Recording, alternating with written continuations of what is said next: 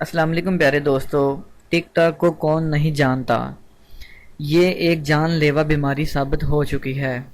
گزشتہ چند روز پہلے آپ سب کو معلوم ہے کہ دانیال خان جو کہ ٹک ٹاک کے سٹار تھے، ان کا کار حادثے میں ایکسیڈنٹ ہوا اور ان کی جان چلی گئی۔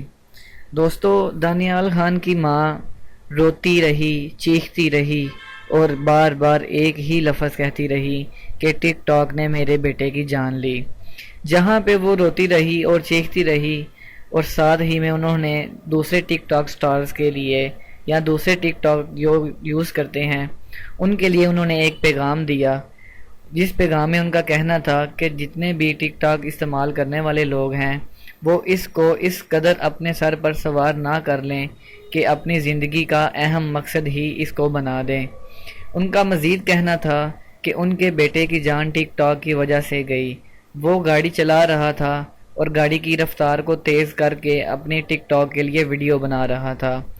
دانیال خان کی ماں نے اپنے بیٹے کی موت کا سبب ٹک ٹاک کو قرار دیا اور ساتھ ہی میں دوسرے ٹک ٹاکرز کو اس طرح بری گاڑی چلانے یا گاڑی میں اس طرح کی ویڈیوز بنانے سے منع کیا، اور حکومت پاکستان سے التجا کی کہ خدارا خدارا خدارا اس بیماری کو، اس ٹک ٹاک نامی بیماری کو پاکستان سے ختم کیا جائے تاکہ نوجوان نسل اس سے بچ سکے۔